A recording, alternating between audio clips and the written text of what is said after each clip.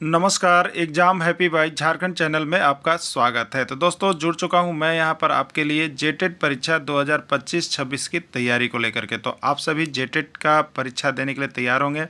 जेटेट परीक्षा बहुत जल्द होने वाली है, तो आप सभी यहां पे क्लासेज के लिए अवश्य जुड़ेंगे। आपको बताते चले, जेटेट में तैयारी को लेकर के बहुत तरह से आपके मन में कौतूहल बना हुआ होगा कि किससे तैयारी करें, कहाँ से तैयारी करें। तो आपको बताते चले, जेटेट परीक्षा में यदि आपको परचम लहराना है तो आप झारखंड राज्य के अनुमोदित पाठ्यक्रम JCERT किताब को पढ़ना कभी भी नहीं भूलेंगे। बाहर का प्रैक्टिस सेट लेकर के यदि आप पढ़ रहे हैं तो वो आपके साथ धोखा हो रहा है, ठीक है। तो आप JCERT जैक का किताब ले लीजिए, जो कि आपको झारखंड राज्य के सरकारी विद्यालयों में मिलते हैं। अगर आपको नहीं मिल पाता है तो हम देखिए यहाँ पे झारखंड राज्य के सरकारी विद्यालय से आपको हूबहू हैंड रिटेन नोट्स डेली बना करके, जो आपका न्यू सिलेबस आया है उसके आधार पर यहाँ पर सभी सब्जेक्ट का, चाहे आप 1 से 5 के शिक्षक हो, चाहे 6 से 8 का शिक्षक हो, सभी की तैयारी करवाते हैं।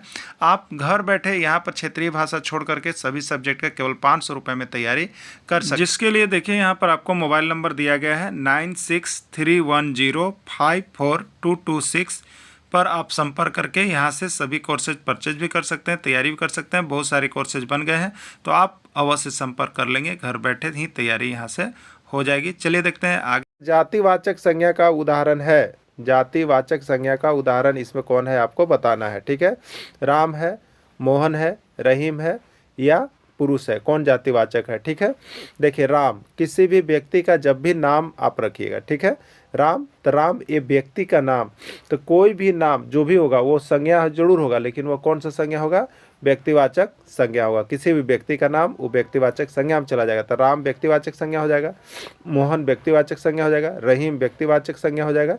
अब एक चीज़ बचा इसमें पुरुष, तो पुरुष पूरे पुरुष जाति का बोध करा रहा है, इसलिए पुरुष जो है वो जातिवाचक संज्ञा का उदाहरण हो जाएगा, ठीक है। देखिए, पुरुष से पुरुष जाति का बोध हो रहा है, अतः पुरुष जातिवाचक संज्ञा का उदाहरण है, ठीक है। चलिए अगला है, घाट घाट का पानी पीना मुहावरे का सही अर्थ क्या है। घाट घाट का पानी पीना मुहावरे का सही अर्थ क्या है। रोजगार का नए अवसर तलाशना, अत्यंत लज्जित होना, तरह तरह का अनुभव प्राप्त करना, अनेक लोगों से मिलना, ठीक है। घाट घाट का पानी पीना मुहावरा का शाब्दिक अर्थ है तरह तरह का अनुभव प्राप्त करना, ठीक है। तरह तरह का अनुभव प्राप्त करना घाट घाट के पानी पीना मुहावरा का शाब्दिक अर्थ है, ठीक है। तरल का विलोम शब्द है, ठीक है। तरल का विलोम शब्द क्या होगा आपको बताना है। ठोस होगा, अठोस होगा, द्रव होगा या गैस होगा, ठीक है। तो तरल मतलब क्या हो गया, लिक्विड हो गया, लिक्विड, ठीक है। लिक्विड का क्या होता है, सॉलिड होता है, ठीक है। तो तरल का इसमें क्या हो जाएगा, ठोस हो जाएगा। क्या हो जाएगा आपका, ठोस हो जाएगा। राम सच्चा आदमी है, यह किस प्रकार का विशेषण है, ठीक है। देखिए, राम सच्चा आदमी है, यह किस प्रकार का विशेषण है। क्लियर। देखिए, विशेषण में गुणवाचक है, संख्यावाचक है, परिमाणवाचक है या सार्वनामिक है, ठीक है। देखिए, सच्चा राम, तो सबसे पहले क्या चीज़ है बताइए, राम संज्ञा है, और संज्ञा में कौन सा संज्ञा है, व्यक्तिवाचक संज्ञा। क्लियर। अब सच्चा क्या चीज़ है, तो ये राम का विशेषता बता रहा है, तो राम का विशेषता बता रहा है, यानी सच्चा इसमें विशेषण है। क्लियर हो गया कि सच्चा इसमें विशेषण है, क्योंकि वह राम का विशेषता बता रहा है, ठीक है। अब देखिए, राम का कैसा विशेषता बता रहा है, तो राम का सच्चा जो है एक गुण बता रहा है, कि इसमें एक गुण है कि वह सच बोलता है, ठीक है, गुण। तो विशेषण है, सच्चा विशेषण है और यह गुण को बता रहा है, इसलिए गुणवाचक विशेषण में चला जाएगा। राइट आंसर इसका ये हो जाएगा, गुणवाचक विशेषण, ठीक है। चलिए अगला, इमली खट्टा है, यह किस प्रकार का विशेषण है आपको बताना। इमली खट्टा है, यह किस प्रकार का विशेषण है, संख्यावाचक, परिमाणवाचक, गुणवाचक या सार्वनामिक विशेषण, ठीक है। इमली खट्टा है। देखिए, एक चीज़ बता दे रहे हैं यहाँ पे, देखिए इमली खट्टा है, खट्टा क्या बता रहा है, तो इमली का गुण बताया जा रहा है कि इमली में कौन सा गुण होता है, खट्टा का। मिर्चा है तो उसमें क्या गुण होगा, तीता का। करेली है तो उसमें क्या होगा, कसैला का गुण होगा। तो ये गुण बता रहा है कि इमली का गुण है कि वो खट्टा होता है, इसलिए खट्टा क्या चीज़ है बताइए। तो खट्टा ये तो विशेषण है, क्योंकि विशेषता बता रहा है किसका, इमली का। और क्या है, तो इमली का गुण है खट्टा होना, इसलिए गुणवाचक विशेषण जाएगा। गुणवाचक विशेषण किस में है, सी में है, इसलिए राइट आंसर इसका सी हो जाएगा, ठीक है। चलिए, वह बीमार है, वह बीमार है, यह किस प्रकार का विशेषण है, ठीक है। वह तो आपका क्या हो गया, संज्ञा के बदले में है सर्वनाम हो गया, और बीमार मतलब ये विशेषता बता रहा है उसका, कि उसका विशेषता को वह बीमार रहता है, इसलिए अब विशेषता है, और गुण भी है बीमार होना, तो ये गुणवाचक विशेषण में चला जाएगा, ठीक है।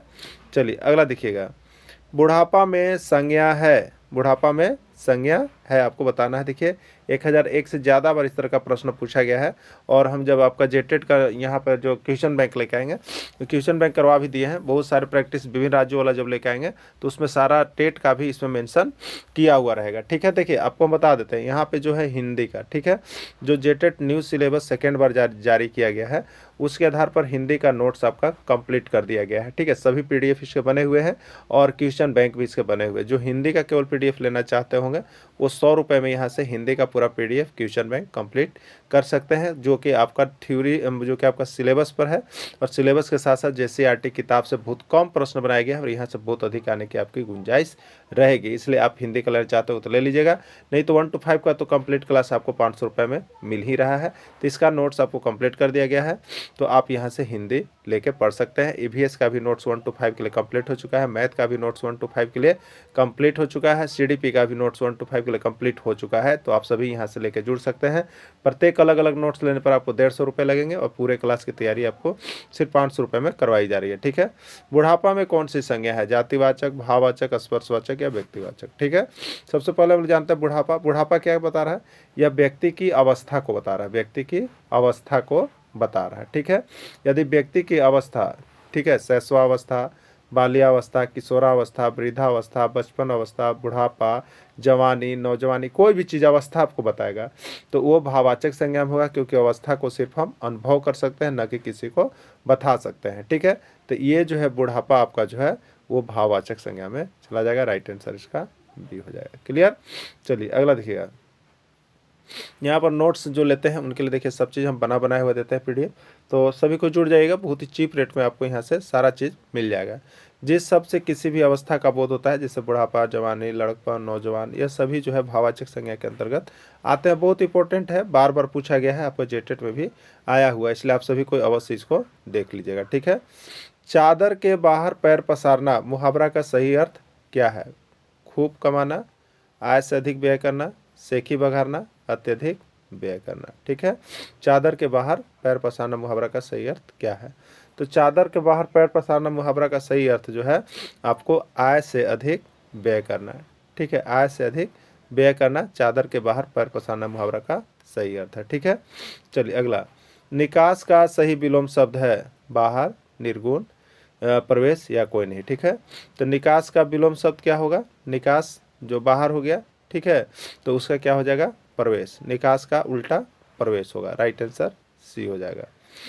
राम मोटा लड़का है, यह किस प्रकार का विशेषण है, राम मोटा लड़का है यह किस प्रकार का विशेषण है। ठीक है, गुणवाचक, परिमाणवाचक, संख्यावाचक, सार्वनामिक क्या है। ठीक है, तो देखिए राम मोटा लड़का, राम क्या चीज़ है बताइए, तो राम तो आपका संज्ञा है, मोटा, मोटा ये गुण बता रहा है, गुण बता रहा है, तो गुण को क्या कहते हैं, विशेषण। ठीक है, तो गुण बता रहा है और मोटा विशेषण है, तो ये गुण बता रहा है, इसलिए गुणवाचक विशेषण में जाएगा, तो राइट आंसर इसका ए हो जाएगा, गुणवाचक विशेषण। ठीक है, चलिए, वह 2 लीटर पेट्रोल बेचा, वह 2 लीटर पेट्रोल बेचा, यह किस प्रकार का विशेषण है आपको बताना है। ठीक है, वह तो हो गया आपका क्या चीज़ है, संज्ञा के बदले सर्वनाम है, और 2 लीटर क्या चीज़ है, ये परिमाण या मात्रा बता रहा है, परिमाण या मात्रा, तो मात्रा ये सब किस में जाता है, विशेषण में जाता है, और परिमाण बता रहा है इसलिए परिमाणवाचक विशेषण हो जाएगा, तो राइट आंसर इसका बी हो जाएगा, परिमाणवाचक विशेषण।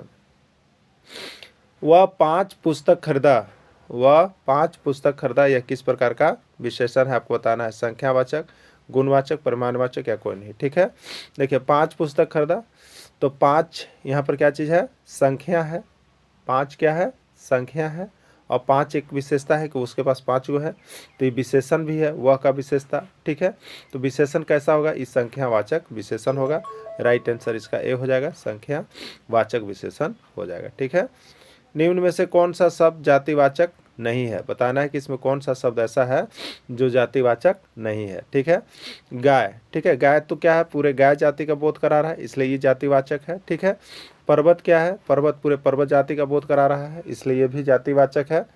फिर पंखा है, पंखा भी ये पूरे पंखा का बोध करा रहा है, ये भी जातिवाचक है। ठीक है, लेकिन यहाँ पर एक बचा है कि हिमालय। ठीक है, तो हिमालय पर्वत का नाम दे दिया, अगर किसी का नाम दे दिया तो वो जातिवाचक नहीं है, वो व्यक्तिवाचक है। ठीक है, तो गाय, गाय का नाम दे दे तो वो आपका व्यक्तिवाचक हो जाएगा। ठीक है, तो राइट आंसर इसका डी हो जाएगा। ठीक है, बहुत दिन बाद दिखाई देना, बहुत दिन बाद दिखाई देना मुहावरा का सही अर्थ क्या है?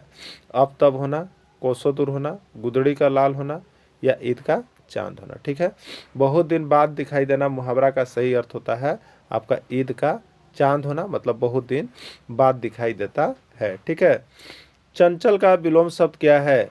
जंगम, दंगल, स्थिर या प्रारंभ। ठीक है, चंचल मतलब क्या होता है? चंचल माने चंचल हो गया, ठीक है, कि हर समय इधर उधर दिमाग भटकते रहना, लेकिन उसका उल्टा होता है स्थिर, एक जगह स्थिर करके काम करने वाला। तो चंचल का विलोम शब्द स्थिर होता है। नमक शब्द से विशेषण कौन सा बनेगा? आपको बताना है। नमक शब्द से विशेषण बनेगा नमकीला, नमकीन, नमन या कोई नहीं। ठीक है, तो नमक शब्द से कौन सा विशेषण बनेगा? नमकीन बनेगा। ठीक है, कौन सा विशेषण बनेगा? नमकीन है, नमक का विशेषण नमकीन होगा। अपमान शब्द से विशेषण बनेगा। देखिए आपको बता देते हैं, ये विशेषण बनने वाला एक एक जो प्रश्न है आपका आता है। ठीक है, विशेषण बनने वाला एक प्रश्न जो है आपका आता है। तो अपमान शब्द से कौन सा विशेषण बनेगा? यहाँ पे अपमानित बनेगा। ठीक है, अपमान शब्द से कौन सा विशेषण बनेगा? अपमानित बनेगा। ठीक, चलिए धन शब्द से कौन सा विशेषण बनेगा? धनी, धनाढ़, धनवान या कोई नहीं। धन शब्द से कौन सा विशेषण बनेगा? तो धन शब्द से जो विशेषण बनेगा वो आपका धनवान बन जाएगा। ठीक है, सुरेश ने कहा मनोज अब जवानी की ओर जा रहा है। सुरेश ने कहा कि मनोज अब जवानी की ओर जा रहा है। इस वाक्य में भाववाचक शब्द कौन है? ठीक है, सुरेश क्या है बताइए? सुरेश संज्ञा है, मनोज क्या चीज़? संज्ञा है, और जवानी क्या चीज़ है बताइए? अवस्था है। अभी आपको इसका पहले प्रश्न आया था, अवस्था है। तो जो अवस्था को बता रहा होगा वो भाववाचक संज्ञा में जाएगा। ठीक है, तो अवस्था ये भाववाचक संज्ञा है, और जवानी जो है ये क्या है? आपका भाववाचक शब्द है। ठीक है, तो भाववाचक शब्द इसमें कौन हुआ? जवानी। तो जवानी कहाँ पे है? डी में है, तो राइट आंसर आपका डी हो जाएगा। ठीक है, यह भाववाचक शब्द है। थाली का बैगन होना मुहावरा का सही अर्थ क्या है? थाली का बैगन होना मुहावरा का सही अर्थ क्या है? कष्ट देना, जिसका अपना कोई विचार नहीं हो, उदार होना, व्यंग वचन बोलना। ठीक है, तो थाली का बैगन होना मतलब जिसका अपना कोई विचार नहीं हो, घूमते रहना, दूसरे के विचार पर काम करते रहना। ठीक है, दीर्घायु का विलोम शब्द है अल्पच, सर्वायु, मोक्ष या अल्पायु। दीर्घायु का विलोम शब्द क्या होता है? ठीक है, दीर्घायु जिसका लंबा आयु हो, और अल्पायु मतलब जिसका आयु कम हो। तो दीर्घायु का विलोम शब्द अल्पायु होता है। अंधों में काना राजा मुहावरा का सही अर्थ क्या है? अंधों में काना राजा मुहावरा का सही अर्थ क्या है? मूर्खतापूर्ण व्यवहार, लज्जित होना, मूर्खों में थोड़ा समझदार या कोई नहीं। ठीक है, तो अंधों में काना राजा का है मूर्खों में थोड़ा समझदार व्यक्ति को होना ही कहते हैं अंधों में काना राजा है। ठीक है, अपना उल्लू सीधा करना मुहावरा का अर्थ क्या है? सबसे अलग रहकर काम करना, अपना स्वार्थ पूरा करना, स्वयं अपना अहित करना, कोई नहीं। ठीक है, अपना उल्लू सीधा करना मुहावरा का सही और शाब्दिक अर्थ है यहाँ पर अपना उल्लू सीधा, अपना स्वार्थ पूरा करना। ठीक है, चलिए अगला, अपनी खिचड़ी अलग पकाना। अपनी खिचड़ी अलग पकाना मुहावरा का सही अर्थ क्या? देखिए मुहावरा से आपका 2 प्रश्न आपके एग्जाम में रहेगा, नहीं तो एक प्रश्न आपका फिक्स रहेगा जेटेट न्यू सिलेबस में, या आप 2012-2016 किसी में देखे होंगे, यहाँ पर मुहावरा से एक प्रश्न रहता ही है, आपका भी रहेगा। मुहावरा सबको देख लीजिएगा। ठीक है, अपनी खिचड़ी अलग पकाना मुहावरा का सही अर्थ क्या है? सबसे अलग रहकर काम करना, अपना स्वार्थ पूरा करना, स्वयं अपना हित करना या कोई नहीं। ठीक है, तो अपना खिचड़ी अलग पकाना मतलब सबसे अलग रहकर काम करना, इसका अर्थ हो गया। ठीक है, अगला है राम मोबाइल चोरी करके भागा है। राम मोबाइल चोरी करके भागा है, इसमें रेखांकित शब्द में कौन सी संज्ञा है? ठीक है, देखिए राम मोबाइल ये रेखांकित शब्द है, मोबाइल संज्ञा है, संज्ञा है ये तो जरूर है मोबाइल, लेकिन ये पूरे मोबाइल जाति का बोध करा रहा है। अगर यहीं पर रहता नोकिया का मोबाइल है, ठीक है, राम नोकिया मोबाइल चोरी करके भागा, तो नोकिया मोबाइल का नाम हो जाता, तो ये व्यक्तिवाचक में जाता, लेकिन मोबाइल क्यों लिख दिया? तो ये संज्ञा ये जो है आपका चला जाएगा किस में? तो ये आपका चला जाएगा जातिवाचक में। ठीक है, जातिवाचक में। अपने पैरों कुल्हाड़ी मारना मुहावरा का सही अर्थ क्या है? अपने पैरों कुल्हाड़ी मारना मुहावरा का सही अर्थ क्या है? ठीक है, कुल्हाड़ी से पैर काट लेना, अपना नुकसान स्वयं ही करना, पैरों से असंभव कार्य करना या कठिन कार्य करना। अपने पैरों कुल्हाड़ी मारना। ठीक है, अपने पैरों कुल्हाड़ी करने का मतलब है अपना नुकसान स्वयं ही करना, इसका अर्थ हो गया। ठीक है, अपना नुकसान स्वयं ही करना। ठीक है, और व्यापक मूल्यांकन का उद्देश्य क्या है? उत्तराखंड टेट 2018 में पूछा गया था। ठीक है, सतत और व्यापक मूल्यांकन का उद्देश्य क्या है? ठीक है, क्या उद्देश्य है? केवल बालक की तर्क शक्ति का मूल्यांकन, ठीक है। केवल शब्द आ गया है, देखिए ये हो सकता है कि आपको गलत हो जाए। विकास के सभी पक्षों का मूल्यांकन, विकास के सभी पक्षों का मूल्यांकन एकदम बिल्कुल सही है। सतत और व्याकरण मूल्यांकन में क्या होता है? सर्वांगीण विकास कहता है, ठीक है, सर्वांगीण विकास कहता है, ठीक है। इसलिए ये बिल्कुल सही है, उद्देश्य ये है। केवल छात्र के ज्ञान का मूल्यांकन, केवल लग गया, बिल्कुल रॉन्ग। ये छात्र के ज्ञान कहीं नहीं करता है, ज्ञान में संज्ञानात्मक और ससंज्ञानात्मक दोनों करता है, भी गलत हो गया। केवल छात्र की समझ का करता है, ये भी गलत हो गया। यानी सतत और व्यापक मूल्यांकन का उद्देश्य इसमें जो चारों में है वह है विकास के सभी पक्षों का मूल्यांकन करता है, ठीक है। चलिए अगला है, सतत और व्यापक मूल्यांकन के विषय में निम्नलिखित में से कौन सा कथन असत्य है? सतत और व्यापक मूल्यांकन के विषय में निम्नलिखित में से कौन सा कथन असत्य है? सीजी टेट 2016 का पूछा गया प्रश्न है, ठीक है। असत्य कथन को चुनना है, ठीक है। यह शिक्षार्थियों के अंतराल को बढ़ाकर नियमित जांच नहीं करता है, बिल्कुल असत्य है। यह क्या करता है बोलिए? सतत और व्यापक मूल्यांकन क्या करता है? तो वह अंतराल को बढ़ाकर नियमित जांच करता है। यहाँ नहीं शब्द आगे इसलिए गलत है। शैक्षिक क्षेत्र का आकलन होता है, बिल्कुल है, सीसीई में शैक्षिक क्षेत्र का आकलन होता है, ठीक है। शैक्षिक क्षेत्र का आकलन होता है, बिल्कुल से शैक्षिक का भी होता है, शैक्षिक का भी होता है। उसके बाद और क्या दे रहा है? निर्माणात्मक और योगात्मक मूल्यांकन का जांच होता है, फॉर्मेटिव और समेटिव असेसमेंट का मूल्यांकन होता है, बिल्कुल सही। यानी बी भी सतत और व्यापक मूल्यांकन के लिए सही कह रहा है, सी भी सतत और व्यापक मूल्यांकन के लिए सही है, और डी भी सही है। तो इसमें पूछा था असत्य कौन है, गलत कौन सा एक कथन है इसमें? तो गलत है कि शिक्षार्थियों के अंतराल को बढ़ाकर नियमित जांच नहीं करता। ये नियमित जांच रहता तो हो जाता, इसलिए इसके अनुसार असत्य कथन कौन सा इसमें? फर्स्ट है। बाकी तीनों कथन जो है आपका सत्य है, ठीक है। सीसीई का पूर्ण रूप है, सीसीई का पूर्ण रूप है, बहुत बार पूछा गया है, हो सके कि आपके एग्जाम में आ जाए। ये पंजाब टेट 2017 में पूछा गया था। तो सीसीई का पूर्ण रूप क्या है? तो यहाँ पे आपको हमने बताया था कंटिन्यूअस, हाँ, सतत, और एक सी का मतलब था कॉम्प्रहेंसिव, और ई का मतलब था इवैल्यूएशन। यानी सतत और व्यापक मूल्यांकन कहते हैं। सतत और व्यापक मूल्यांकन किस में है? सी में है। अंग्रेजी वर्ड भी याद कर लीजिएगा, कभी कभी अंग्रेजी देता है। सी से है आपका कंटिन्यूअस, सी से आपका है कंटिन्यूअस एंड, और एक सी का मतलब कॉम्प्रहेंसिव, और ए का मतलब है एवैल्यूएशन, ठीक है। याद रखिएगा, अंग्रेजी में भी कभी कभी प्रश्न ऐसा पूछ दिया जाता है, ठीक है। अगला है, सतत एवं व्यापक मूल्यांकन में दूसरा सी का क्या अर्थ है? सतत एवं व्यापक मूल्यांकन में दूसरा सी का क्या अर्थ है, ठीक है। फर्स्ट सी का मतलब क्या है बताइएगा? कंटिन्यूअस है, कंटिन्यूअस जिसका मतलब होता है सतत, लगातार, ठीक है। और दूसरा सी का मतलब क्या है? कॉम्प्रीहेंसिव जिसका मतलब होता है व्यापक, उसका मतलब होता है समग्र, ठीक है। अब देखिए तो दूसरा सी में क्या होता है? तो उसमें शैक्षिक क्षेत्र और शैक्षिक क्षेत्र, या शैक्षणिक और शैक्षणिक क्षेत्र, तो दोनों क्षेत्र का मूल्यांकन होता है, ठीक है। व्यापक में शैक्षणिक क्षेत्र का भी होता है और शैक्षणिक क्षेत्र का भी होता है, ठीक है। शैक्षणिक क्षेत्र में क्या है? देखिए थ्योरी क्लासेज को आप लोग अच्छा से देख लीजिएगा, जो नहीं देखें थ्योरी क्लासेज, इसका पार्ट 1 है, आप सभी कोई देख लीजिएगा, ठीक है। तो शैक्षणिक क्षेत्र का और शैक्षणिक दोनों का मूल्यांकन होता है। अब देखिए यहाँ पे, तो शैक्षणिक क्षेत्र में क्या हो गया? तो उस शैक्षणिक क्षेत्र में उसके शिक्षक जो पढ़ाने वाले विषय हैं, गणित, ठीक है, विज्ञान, समाजशास्त्र, हिंदी, अंग्रेजी, इसका जांच। और शैक्षणिक में शिक्षक के प्रति व्यवहार, ठीक है, बच्चों के प्रति व्यवहार, स्कूल में ड्रेस किस प्रकार का है, उसका व्यवहार किस प्रकार का है, खेलकूद में रुचि कैसे, ये उसके शैक्षिक पक्ष है, ठीक है। शैक्षिक है, ये शैक्षिक, दोनों पक्ष का जो होता है वो दूसरा सी में आता है, व्यापक मूल्यांकन में आता है, ठीक है। चलिए, सीसीई का मुख्य उद्देश्य क्या है? आपको बताना है कि सीसीई का मुख्य उद्देश्य क्या है। यूपी टेट 2017, ठीक है। सीसीई का मुख्य उद्देश्य क्या है? छात्रों को रैंक देना, रटने की प्रवृत्ति को बढ़ावा देना, सीखने की प्रक्रिया के दौरान छात्र की प्रगति का मूल्यांकन करना, केवल परीक्षा का डर पैदा करना। सीसीई का मुख्य उद्देश्य क्या है, ठीक है। तो छात्रों को रैंक देना, ये सीसीई का उद्देश्य नहीं है। रटने की प्रवृत्ति को बढ़ाना, ये सीसीई का उद्देश्य नहीं है। सीखने की प्रक्रिया के दौरान छात्र की प्रगति का मूल्यांकन करना, ये सीसीई का मुख्य उद्देश्य है, ठीक है। कि सीखने की प्रक्रिया के दौरान लगातार उसकी प्रगति का हम लोग क्या करते हैं? मूल्यांकन करते रहते हैं, ठीक है। केवल परीक्षण का डर पैदा करना, केवल परीक्षण का डर पैदा करना, ये भी बिल्कुल गलत है। यानी राइट आंसर आपका सी हो जाएगा। क्लियर? राइट आंसर सी हो जाएगा।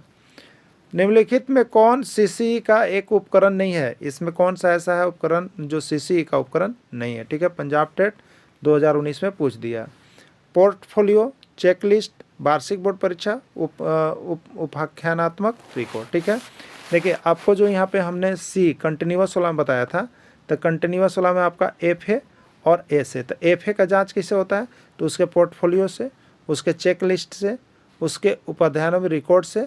बोर्ड परीक्षा से इसका कोई संबंध नहीं है सीसीए का। ठीक है, बोर्ड परीक्षा इसके आंकन का उपकरण नहीं है। क्लियर, तो आपको थ्योरी क्लासेस में ये पूरा क्लियर कर दिया गया था, आप देख लिए होंगे और अभी भी आप समझ गए होंगे। ठीक है, तो पोर्टफोलियो जो है उपकरण है सीसीए का, चेकलिस्ट सीसीए का उपकरण है, और उपाख्यानात्मक रिकॉर्ड जो है वो भी सीसीए का उपकरण है। वार्षिक बोर्ड परीक्षा इसका उपकरण नहीं है, इसलिए राइट आंसर इसका यहाँ पे सी हो जाएगा। ठीक है, मूल्यांकन की वह प्रक्रिया जो शिक्षण अधिगम प्रक्रिया के साथ चलती है कहलाती है। उत्तराखंड टेट 2018 में पूछा गया है। ठीक है, योगात्मक मूल्यांकन, निर्माणात्मक मूल्यांकन, वाह्य मूल्यांकन, या आपका है कोई नहीं। ठीक है, तो देखिए यहाँ पे मूल्यांकन की वह प्रक्रिया जो शिक्षण अधिगम प्रक्रिया के साथ चलती है। ठीक है, जैसे आज हमने इस चैप्टर को पढ़ाया और उसके बाद उसका मूल्यांकन कर लिया। ठीक है, तो एक क्या कहलाएगा, ये एफए कहलाएगा, फॉर्मेटिव असेसमेंट कहलाएगा, जो हम उस चैप्टर का हर महीना पर 2 महीना पर लेते हैं। ठीक है,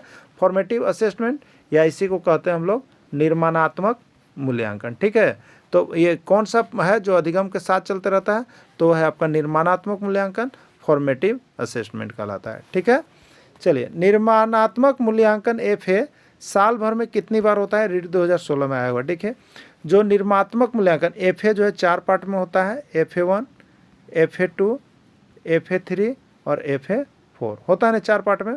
तो ये 4 पार्ट में 2 हाफ ईयरली के लिए है और 2 एनुअली के लिए होता है, तो ये 4 बार होता है। क्लियर, तो 4 इसका आंसर हो जाएगा, डी इसका आंसर हो जाएगा। ठीक है, सीसीई शिक्षार्थियों में किस गुण का विकास करता है, रीट 2018 का पूछा गया प्रश्न है। ठीक है, सीसीई जो है शिक्षार्थियों में किस गुण का विकास करता है, स्वमूल्यांकन, रचनात्मक, आलोचनात्मक, सभी। तो सीसीई जो है शिक्षार्थियों में सेल्फ असेसमेंट भी सिखाता है, फॉर्मेटिव असेसमेंट भी देता है, आलोचनात्मक सोच भी सिखाता है, यानी राइट आंसर इसका सभी हो जाएगा, डी हो जाएगा इसका राइट आंसर। ठीक है, सीसीई में पहला सी का क्या अर्थ है बताइएगा, सीसीई में जो पहला सी है उसका क्या अर्थ है, पंजाब टेट 2016 में पूछा है। महीने में एक बार परीक्षा लेना, नियमित अंतराल पर छात्र की प्रगति का आकलन करना, वर्ष के अंत में केवल अर्धवार्षिक। महीने में एक बार परीक्षा लेना ये बिल्कुल नहीं है पहला सी का अर्थ। पहला सी का अर्थ है कि कंटिन्यूअस, यानी नियमित, चाहे आप महीना में एक बार लीजिए, चाहे 2 महीना पर एक बार लीजिए, लेकिन 2 महीना पर जब आप नियम बना दिए तो हर 2 महीना पर होना चाहिए। मतलब नियमित अंतराल पर छात्र की प्रगति का आकलन करना ही फर्स्ट सी का अर्थ है।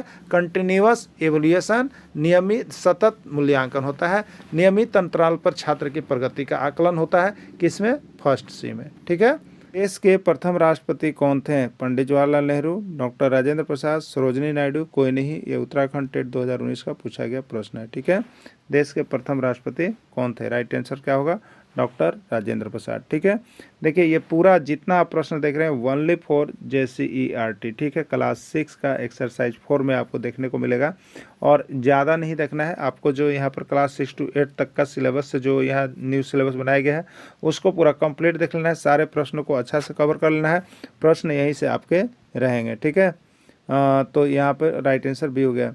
देश के प्रथम प्रधानमंत्री कौन थे, पंडित जवाहरलाल नेहरू, डॉक्टर राजेंद्र प्रसाद, डॉक्टर भीमराव अम्बेडकर, या कोई नहीं। ठीक है, ये MP टेट 2020 का पूछा गया प्रश्न है। तो देश के प्रथम प्रधानमंत्री जो थे वो आपके पंडित जवाहरलाल नेहरू जी थे। संविधान सभा में महिला सदस्य कौन कौन थी, यहाँ पर कभी आया प्रश्न है CG टेट 2021 में, संविधान सभा में महिला सदस्य जो 15 थी उसमें कौन थी, सरोजिनी नायडू थी, सुचित्रा कृपलानी थी, विजयालक्ष्मी पंडित थी, या ये सभी थे। तो राइट आंसर इसका डी होगा। जो महिला सदस्य थी उसमें सरोजिनी नायडू भी थी, सुचित्रा कृपलानी भी थी और विजयालक्ष्मी पंडित भी थे। राइट आंसर इसका डी हो जाएगा। ठीक है, मरांग गोमके के नाम से प्रसिद्ध है, मरांग गोमके के नाम से कौन प्रसिद्ध है, जयपाल सिंह मुंडा, बाबूराम नारायण सिंह, बिरसा मुंडा, या कोई नहीं। CG टेट 2017 का प्रश्न है। ठीक है, तो मरांग गोमके के नाम से किसको जाना जाता है, तो मरांग गोमके के नाम से जयपाल सिंह मुंडा को जाना जाता है। ठीक है, जयपाल सिंह मुंडा को जाना जाता है। इसका थ्योरी क्लासेज में मरांग गोम्पके के बारे में देखिए पूरा कंप्लीट दिया गया है आपको। थ्योरी क्लासेज की जो PDF है उसको भी देख लीजिएगा और वीडियो को। ठीक है, जो पार्ट 1 है आपका, ये आपका पार्ट 2 चल रहा है, जो कि आपका क्लास 6 का वस्तुनिष्ठ प्रश्न होगा। ठीक है, इसके बाद आपका यहाँ पे पार्ट 3 चलेगा, जो आपको क्लास 8 से रिलेटेड होगा। जयपाल सिंह मुंडा ने झारखंड पार्टी का गठन कब किया? 1947, 1949, 1950 या 1951? तो जयपाल सिंह मुंडा ने झारखंड पार्टी का गठन किया था और ये गठन किया गया था 1950 ईस्वी में। छोटा नागपुर केसरी के नाम से किसको जाना जाता है? छोटा नागपुर केसरी के नाम से किसको जाना जाता है? बार बार झारखंड के एग्जाम में पूछा जाता है। ठीक है, और ऐसे ही हरियाणा टेट का प्रश्न है। बिरसा मुंडा, जयपाल सिंह मुंडा, बाबूराम नारायण सिंह या कोई नहीं? ठीक है, तो बिरसा मुंडा, धरती आबा, जयपाल सिंह मुंडा, मरांग गोम्पके और बाबूराम नारायण सिंह जो बचे उनको छोटा नागपुर केसरी कहा जाता है। ठीक है, बाबूराम नारायण सिंह को छोटा नागपुर केसरी का उपाधि दिया गया है। बाबूराम नारायण सिंह को छोटा नागपुर केसरी की उपाधि किसने दिया? ठीक है, बाबूराम नारायण सिंह को छोटा नागपुर केसरी का उपाधि किसने दिया? ये MP टेट 2015 का प्रश्न है। ठीक है, महात्मा गांधी ने दिया, डॉक्टर राजेंद्र प्रसाद ने दिया, पंडित जवाहरलाल नेहरू ने दिया, कोई नहीं? ठीक है, तो बाबूराम नारायण सिंह को छोटा नागपुर केसरी की उपाधि जो है आपको यहाँ पर डॉक्टर राजेंद्र प्रसाद के द्वारा दिया गया था। मौलिक अधिकार किस देश के संविधान से लिया गया है? मौलिक अधिकार किस देश के संविधान से लिया गया है? CG टेट 2018 का प्रश्न है। संयुक्त राज्य अमेरिका, ब्रिटेन, जर्मनी या आयरलैंड? ठीक है, तो मौलिक अधिकार जो है वो आपको संयुक्त राज्य अमेरिका से लिया गया है। ठीक है, किस देश के संविधान? संयुक्त राज्य अमेरिका से लिया गया है। संसदीय शासन प्रणाली किस देश के संविधान से लिया गया है? संसदीय शासन प्रणाली किस देश के संविधान से लिया गया है? आयरलैंड, रूस, ब्रिटेन या जापान? ठीक है, तो संसदीय शासन प्रणाली जो है वो आपका यहाँ पर ब्रिटेन के संविधान से लिया गया है। नीति निर्देशक सिद्धांत किस देश के संविधान से लिया गया है? आयरलैंड, ब्रिटेन, संयुक्त राज्य अमेरिका या रूस? ठीक है, नीति निर्देशक सिद्धांत किस देश के संविधान से लिया गया है? यह पंजाब टेट टेट 2018 का पूछा गया प्रश्न है। ठीक है, आयरलैंड, ब्रिटेन, संयुक्त राज्य अमेरिका या रूस? ठीक है, तो नीति निर्देशक जो सिद्धांत है वो आपका आयरलैंड से लिया गया है। आपात उपबंध किस देश के संविधान से लिया गया है? ब्रिटेन, रूस, अमेरिका या जर्मनी? ये बिहार टेट 2020 का पूछा गया प्रश्न है कि आपात उपबंध किस देश के संविधान से लिया गया है। ठीक है, तो आपात उपबंध जो है आपको जर्मनी से लिया गया है। कहाँ से लिया गया है? जर्मनी से आपात उपबंध लिया गया है।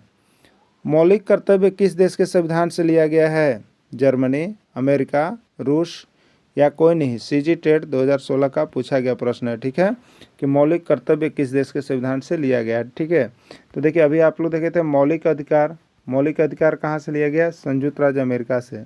तो अब है यहाँ पर मौलिक कर्तव्य, तो मौलिक कर्तव्य कहाँ से लिया गया है? रूस से लिया गया है। कहाँ से लिया गया है? रूस से। राइट आंसर इसका C होगा। हमारे संविधान का सारांश है। संविधान का सारांश किसको कहा जाता है? UP टेट 2020 का पूछा गया प्रश्न है। संविधान की प्रस्तावना को, राष्ट्रगान को, मौलिक अधिकार को या मौलिक कर्तव्य को, किसको संविधान का सारांश कहा जाता है? तो हमारा जो संविधान की प्रस्तावना है वो हमारा संविधान का सारांश है।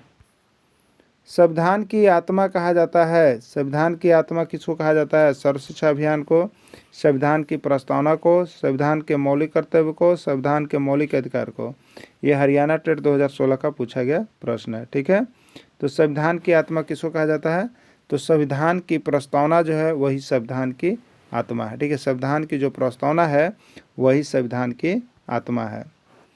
संविधान की प्रस्तावना क्या है? संविधान की प्रस्तावना है संविधान की आईना है, संविधान की आत्मा है, संविधान का सारांश है या उपयुक्त सभी?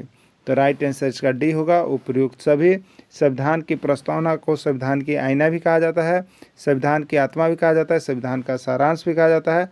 राइट आंसर इसका D हो जाएगा, उपयुक्त सभी। ठीक है, चाय का सबसे अधिक उत्पादन किस राज्य में होता है? अगर भारत में चाय का उत्पादन हो रहा है तो चाय का उत्पादन सबसे अधिक किस राज्य में हो रहा है? ये प्रश्न है और ये प्रश्न आपका बार बार आया हुआ प्रश्न है। ठीक है, असम में, ब्राज़ील में, तमिलनाडु में, केरल में। ठीक है, तो भारत में चाय का सबसे अधिक उत्पादन असम राज्य में होता है। इसलिए आप देखते होंगे बहुत बार चाय का जो पैकेट होता है उसमें आता है असम की खुली चाय, यानी असम की खुली चाय असम में सबसे अधिक होता है। सबसे अधिक नारियल का उत्पादन भारत के किस राज्य में होता है? सबसे अधिक नारियल का उत्पादन भारत का कौन सा राज्य कर रहा है? असम, केरल, तमिलनाडु या पश्चिम बंगाल? तो नारियल जो है भारत में अगर सबसे अधिक होता है तो वो आपका केरल में होता है। कहाँ होता है? केरल में नारियल का उत्पादन सबसे अधिक होता है। विश्व का प्रथम जल विद्युत केंद्र 1878 ईस्वी में कहाँ स्थापित किया गया? ब्रिटेन में, संयुक्त राज्य अमेरिका में, ब्राजील में या कोई नहीं? ठीक है, तो विश्व का प्रथम जल विद्युत केंद्र जो है आपका यहाँ पर 1878 ईस्वी में ब्रिटेन में स्थापित किया गया था। भारत में प्रथम जल विद्युत केंद्र कहाँ स्थापित किया? कर्नाटक में, सरस्वती नदी दामोदर नदी घाटी झारखंड में, कोलकारो नदी परियोजना कलकत्ता में, नगाचार आंध्र प्रदेश में। ठीक है, तो भारत में पहला जल विद्युत केंद्र जो है आपको कर्नाटक में सरस्वती नदी पर बनाया गया है। इसमें कौन ऊर्जा के गैर परंपरागत स्रोत हैं? ठीक है, तो सबसे पहले हम जानेंगे कि गैर परंपरागत स्रोत होता क्या है। ठीक है, तो देखिए अभी मनुष्य अपनी आवश्यकताओं की पूर्ति के लिए जो परंपरागत स्रोत है उससे हट करके कुछ ऐसे स्रोतों का निर्माण कर रहा है जो कि कभी समाप्त न हो। ठीक है, तो परंपरागत जो परंपरा से सदियों से चला रहा था, कोयला, पेट्रोलियम, कोल गैस, ये सब सदियों से चला रहा है, लेकिन अब प्रकृति, अब मानव के द्वारा कुछ ऐसे संसाधनों का उपयोग किया गया है जो कि परंपरागत स्रोत से हट के है। तो जो परंपरागत से हट के है उसको गैर परंपरागत कहते हैं। उसमें देखिए सौर ऊर्जा का निर्माण किया गया है, पवन ऊर्जा और ज्वारीय ऊर्जा, ये तीनों जो है गैर परंपरागत ऊर्जा के स्रोत है। परंपरागत स्रोत के नहीं रहने पर भी इससे हम लोग उपयोग कर सकते हैं, इससे ऊर्जा की प्राप्ति होगी, तो इसको गैर परंपरागत ऊर्जा स्रोत में डालेंगे हम लोग। ठीक है, रबड़ का उत्पादन सबसे अधिक किस देश में होता है? मलेशिया में, ब्राजील में, भारत में या फिलीपींस में? ठीक है, तो रबड़ सबसे अधिक कहाँ होता है? मलेशिया में होता है। सबसे अधिक रबड़ मलेशिया में होता है, याद रखिएगा। कहवा का सबसे अधिक उत्पादन किस देश में होता है? प्रश्न आए हुए थे, मलेशिया, भारत, ब्राजील या फिलीपींस। ठीक है, तो कहवा सबसे अधिक कहाँ होता है? ब्राजील में कहवा का उत्पादन सबसे अधिक होता है। चाय का उत्पादन सबसे अधिक किस देश में होता है? चाय का उत्पादन सबसे अधिक किस देश में होता है? भारत देश में होता है। भारत में कहाँ होता है? असम में होता है। ठीक है, भारत में यूरेनियम का भंडार किस राज्य में पाया जाता है? राजस्थान, झारखंड, ए और बी दोनों या कोई नहीं? ठीक है, तो राजस्थान और झारखंड दोनों में यूरेनियम का भंडार पाया जाता है, इसलिए राइट आंसर सी है, ए और बी दोनों। यूरेनियम का भंडार झारखंड में कहाँ पाया जाता है? जादूगोड़ा में, कर्णपुर में, आम्रपाली में, कोई नहीं? ठीक है, तो यूरेनियम का भंडार जो है जादूगोड़ा है झारखंड में एक जगह जहाँ पर यूरेनियम की फैक्ट्री है, यूरेनियम का भंडार पाया जाता है। ठीक है, ये देखिए कहाँ पर है, इसको याद रख लीजिएगा। यूरेनियम एकदम एक प्रश्न छप जाएगा आपके एग्जाम में। झारखंड के पूर्वी सिंहभूम जिला स्थित जादूगोड़ा नामक स्थान में यूरेनियम का भंडार पाया जाता है। ठीक है, झारखंड में जादूगोड़ा किस लिए प्रसिद्ध है? यही प्रश्न देखिए आपका जेटेट में आया हुआ था कि जादूगोड़ा किस लिए प्रसिद्ध है? यूरेनियम के लिए, थोरियम के लिए, क्रायोलाइट के लिए, कोई नहीं? ठीक है, तो जादूगोड़ा किसके लिए प्रसिद्ध है? आप जान गए, यूरेनियम के लिए प्रसिद्ध है और ये झारखंड में पाया जाता है जादूगोड़ा। ठीक ना, झारखंड में कोयला उत्पादक क्षेत्र है। झारखंड में कोयला उत्पाद झरिया, धनबाद, गिरिडीह या सभी। ठीक है, तो सबसे पुराना तो आपका झरिया हो गया। ठीक है, झरिया, उसके बाद धनबाद, उसके बाद गिरिडीह, उसके बाद सभी। ठीक है, यानी कोयला उत्पादन करने वाला क्षेत्र झारखंड में कौन कौन है? तो आपको झरिया भी है, धनबाद भी है, गिरिडीह भी है, यानी राइट आंसर इसका डी हो जाएगा, सभी हो जाएगा। ये सभी कोयला उत्पादक क्षेत्र हैं। झारखंड में किस प्रकार का कोयला पाया जाता है? एंथ्रासाइट, बिटुमिनस, पीट या कोई नहीं? ठीक है, सबसे ऊंची और उच्च कोटि का कोयला एंथ्रासाइट होता है और दूसरा बिटुमिनस। तो झारखंड में जो है कि थोड़ा सा लो स्तर का कोयला पाया जाता है, यानी बिटुमिनस टाइप का कोयला पाया जाता है, तो बिटुमिनस इसका राइट आंसर होगा। झारखंड में पहली बार कोयला का उत्खनन किस वर्ष हुआ? पहली बार कोयला का उत्खनन किस वर्ष हुआ? 1802 ईस्वी, 1806 ईस्वी, 1894 ईस्वी या कोई नहीं? ठीक है, तो झारखंड में पहली बार कोयला का उत्खनन जो है आपका 1894 ईस्वी में हुआ था। ठीक है, 1894 ईस्वी में झरिया, धनबाद में प्रारंभ हुआ था, याद रखिएगा। झारखंड राज्य का कितना प्रतिशत भूभाग पर वन है? झारखंड राज्य का कितना प्रतिशत भूभाग पर वन है? 29.6, 25, 23 या 27? ठीक है, तो झारखंड राज्य का लगभग 29.6% भूभाग पर आपको वन पाया जाता है। एग्रीकल्चर का संबंध किससे है? आपको बताना है एग्रीकल्चर का संबंध किससे? कृषि कार्य, मत्स्य पालन, रेशम उत्पादन, फूलों की खेती। ठीक है, ये पार्ट्स आपका बनाया गया है। जितना भी कल्चर, ये आपको पर्यावरण की किताब में दिया हुआ ज्योग्राफी के culture, agriculture, viticulture, sericulture, floriculture, सब कल्चर का बताया हुआ है, उसको आप लोग देख लीजिएगा। यहाँ एक कल्चर से प्रश्न निकल के आपको आता है। ठीक है, तो एग्रीकल्चर का संबंध किससे होगा? तो एग्रीकल्चर का संबंध जो है आपको कृषि कार्य से जुड़ा हुआ है, एग्रीकल्चर का संबंध। क्लियर? विटिकल्चर का संबंध किससे है? कृषि कार्य, मत्स्य उत्पादन, अंगूरों का उत्पादन या फूलों की खेती। ठीक है, विटिकल्चर का संबंध किससे है? ठीक, विटिकल्चर का संबंध जो है आपको अंगूर के उत्पादन से जुड़ा हुआ है, विटिकल्चर ना। पिसिकल्चर का संबंध किससे है? मत्स्य पालन, अंगूर उत्पादन, फूलों की खेती। देखिए ये प्रश्न जो है आपको 1000 से ज़्यादा बार आ गया पिसिकल्चर। ठीक है, 1000 ज़्यादा बार आपका झारखंड टेट का भी आया हुआ प्रश्न है। तो पिसिकल्चर का संबंध किससे जुड़ा हुआ है? तो पिसिकल्चर जो है आपको मत्स्य पालन से जुड़ा हुआ है। पिसिकल्चर जो है फिशर से जुड़ा हुआ है ना, तो ये मत्स्य पालन से जुड़ा हुआ है, याद रख लीजिएगा। प्रधानमंत्री कौशल विकास योजना का शुभारंभ कब किया गया? 2014 ईस्वी, 2015 ईस्वी, 2016 ईस्वी या 2018 ईस्वी। ठीक है, तो प्रधानमंत्री कौशल विकास योजना का जो शुभारंभ है वो 2016 ईस्वी में किया गया है। इसमें कौन मानव निर्मित संसाधन है? इसमें कौन मानव निर्मित संसाधन है? ठीक है, सबसे पहले हम जानेंगे कि मानव निर्मित संसाधन होते क्या हैं। ठीक है, तो मानव के द्वारा जो चीज़ निर्मित किया गया है संसाधन, ठीक है, वो मानव निर्मित संसाधन, यानी वैसे संसाधन जिसका निर्माण मानव ने खुद किया है वो मानव निर्मित संसाधन कहलाएंगे। अब देखिए, कैंसर उपचार की दवा बताइए, भगवान थोड़े कैंसर उपचार की दवा दे करके भेजे हैं, या प्रकृति से थोड़े मिलता है, यह मानव के द्वारा बनाया गया है, तो यह मानव निर्मित संसाधन है। रेलगाड़ी का निर्माण बताइए कौन कर रहा है? लेबर लोग कर रहे हैं, हमारे श्रमिक लोग कर रहे हैं, तो ये आदमी के द्वारा किया जा रहा है, तो ये मानव निर्मित संसाधन है। सड़क का निर्माण, सड़क निर्माण में देखिए कितने इंजीनियर, कितने हेल्पर, कितने श्रमिक सब लगे हुए हैं, यानी मानव बना रहा है, इसलिए मानव निर्मित संसाधन है। राइट आंसर डी, यानी सभी हो जाएगा। यानी मानव जो संसाधन का निर्माण करता है वह मानव निर्मित संसाधन कहलाता है। ठीक है, चलिए नेक्स्ट देखिएगा, इसमें कौन प्राकृतिक संसाधन है? इसमें कौन प्राकृतिक संसाधन है आपको बताना है। ठीक है, तो सबसे पहले हम जानेंगे प्राकृतिक संसाधन होता क्या है।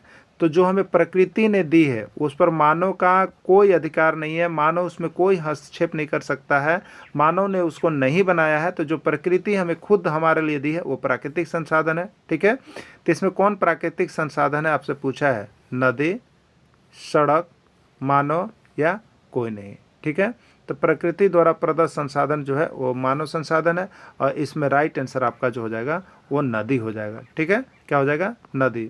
मानव इसलिए नहीं होगा कि मानव एक खुद संसाधन है। महासागर का जल किस प्रकार का जल है? लवणीय जल, खारा जल, नमकीन जल, सभी। महासागर का जल लवणीय, खारा भी, नमकीन भी, यानी राइट आंसर डी, सभी, इसलिए यह पीने लायक नहीं होता है। ध्वनि की तीव्रता को मापा जाता है, ध्वनि की तीव्रता को मापा जाता है डेसिबल में, फ़ारेनहाइट में, थर्मामीटर में, कोई नहीं। ठीक है, तो अभी आप इसके पहले एक प्रश्न देखे थे कि भूकंप की तीव्रता किस में मापी जाती है। ठीक है, भूकंप की तीव्रता, तो हम लोगों ने उसको देखा था रिएक्टर पैमाना पर। भूकंप की तीव्रता किस पर मापी जाती है? रिएक्टर पैमाना पर। तो ध्वनि की भी एक तीव्रता होती है, उसको मापा जाता है डेसिबल में, याद रखिए, ध्वनि की तीव्रता डेसिबल में, और तापमान जो है वो फ़ारेनहाइट में। ठीक है, या सेल्सियस में हम लोग करते हैं, और थर्मामीटर से शरीर का ताप मापा जाता है। तो राइट आंसर ध्वनि की तीव्रता ए, डेसिबल में मापा जाता है। विटामिन ए की कमी से कौन सा रोग होता है? देखिए, विटामिन वाला प्रश्न तो 100% आएगा, जिसमें ए, बी, सी, डी, ई और के, यही पढ़ना है। ए, बी, सी, डी, ई, के, इतना से याद रखिएगा। इसका नोट्स, पीडीएफ, वीडियो सब कुछ आपको ट्रिक से दे दिया है, वो सारा चीज़ आप देख करके ही एग्ज़ाम में जाएंगे। ऐसे तो देखिए, हमने आपके लिए एक अभियान चलाया है कि सभी को जेटेट पास करवाने का मेरा लक्ष्य है, और वो भी सिर्फ और सिर्फ आपको केवल 500 रुपये में ही यहाँ क्षेत्रीय भाषा छोड़ के सभी सब्जेक्ट की हम तैयारी आपको इस कदर करवा रहे हैं, जो कि आपको मिसाल कायम होगा। आप सभी जहाँ जुड़ना है जुड़िए, जुड़ के देखिए, लेकिन एक बार यहाँ जब देखिएगा तब आपको लगेगा। ठीक है, तो चीप रेट, कम प्रश्न पढ़ के अधिक तैयारी, यहाँ से ही आपको करने में फ़ायदा होगा। ठीक है, विटामिन ए की कमी से कौन सा रोग होता है? तो यहाँ पे दिया है रतौंधी, बेरी, स्कर्वी। यहाँ से भी जेटेट में प्रश्न पूछा था 2012 में, 2016 में भी एक प्रश्न आया था, मतलब विटामिन से एक प्रश्न आ ही रहा है। ठीक है, और ये कहाँ मिलेगा? तो आपका क्लास 6 में जाइएगा JCERT का, और वहाँ पर विज्ञान पाठ, बायोलॉजी सेशन में आपको भोजन के पोषक तत्व पाठ का नाम है, वहाँ पर इसको आप देख सकते हैं। ठीक है, तो विटामिन ए की कमी से, तो यहाँ पर देखिए विटामिन ए की कमी से रतौंधी, बी की कमी से बेरी, और सी की कमी से स्कर्वी होता है। तो आपसे पूछा है रतौंधी विटामिन ए की कमी से, तो रतौंधी इसका राइट आंसर ये हो जाएगा। खतरा का रंग होता है, देखिए प्रश्न पूछा हुआ था, खतरा का रंग होता है लाल, पीला, हरा या कोई नहीं। ठीक है, खतरा का रंग कैसा होता है? तो यहाँ पर देखिए खतरा के लिए जो है लाल रंग का प्रयोग किया जाता है। आप देखते होंगे जब भी आप सफ़र करते हैं, अगर रेलवे में सफ़र कर रहे हैं तो वहाँ पे देखिएगा 3 तरह का, एक लाल होता है, एक हरा होता है और एक पीला टाइप का होता है, 3 कलर होता है। तो ये लाल मतलब गाड़ी रोक देना है, और ये जो पीला होता है मतलब ये सिंगल अप बता रहा है कि आप गाड़ी को खोल सकते हैं, और हरा है मतलब आप डायरेक्ट जा सकते हैं, रुकना नहीं है। ठीक है, डायरेक्ट सिग्नल है। तो ये तीनों रंग को याद रखिएगा। तो खतरा का रंग कैसा होता है? खतरा का रंग लाल होता है। राइट आंसर इसका ये होगा। इसमें शाकाहारी कौन है? इसमें शाकाहारी कौन है? कौवा, कुत्ता, हिरन, कोई नहीं। ठीक है, कोई नहीं। तो कौवा को तो आप देखते होंगे यह शाकाहारी और मांसाहारी दोनों है। कुत्ता को भी आप देखे होंगे, यह शाकाहारी और मांसाहारी दोनों है। लेकिन हिरन जो है केवल हरी घास को खाती है। हिरन केवल हरी घास को खाती है। ठीक है, तो जो हरे घास को खाते हैं वो प्राथमिक उपभोक्ता के नाम से जाने जाते हैं। ठीक है, तो हिरन प्राथमिक उपभोक्ता भी है।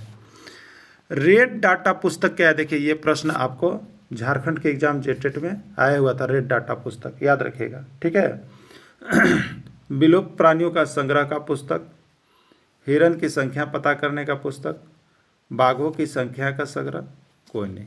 ठीक है, रेड डाटा पुस्तक क्या है आपको बताना है। ठीक है, देखिए रेड डाटा पुस्तक में यहाँ पर जो है जो प्राणियाँ विलुप्त होती जा रही है, जो प्राणी विलुप्त होती जा रही है उनके संग्रह का एक पुस्तक है। विलुप्त प्राणियों के संग्रह का पुस्तक है रेड डाटा पुस्तक। ठीक है, तो विलुप्त प्राणियों के संग्रह का जो पुस्तक है वही रेड डाटा पुस्तक है।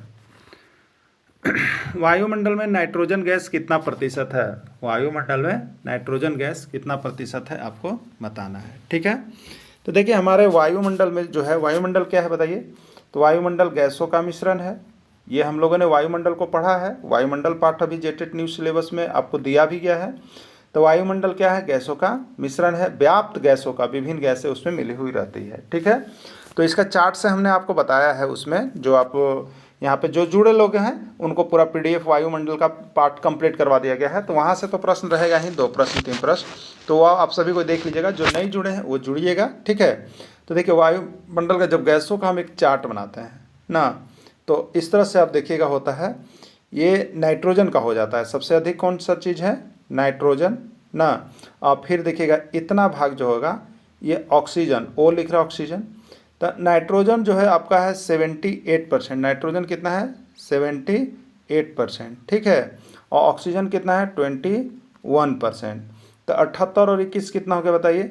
99 हो गया, बच्चा 1%। तो 1% में अन्य सभी गैसें आती है। ठीक है, तो ये भी पूछता है कि वायुमंडल में नाइट्रोजन गैस का प्रतिशत पूछ दिया। ठीक है, प्रतिशत पूछ दिया। अब आपसे पूछ देगा कि वायुमंडल में कौन सी गैस सर्वाधिक मात्रा में पाई जाती है, तो भी नाइट्रोजन हो गया। अब वायुमंडल में प्रथम स्थान पर कौन सा गैस है, तो वो भी नाइट्रोजन हो गया। तो ये सारा प्रश्न इस तरह से आपको, ये जो गैस का प्रतिशत है यहाँ से रहता ही है। ठीक है, 100% आपको रहेगा भी। तो अब देखिए यहाँ पे गैसों का प्रतिशत जो है हमको देख लेना है। क्लियर?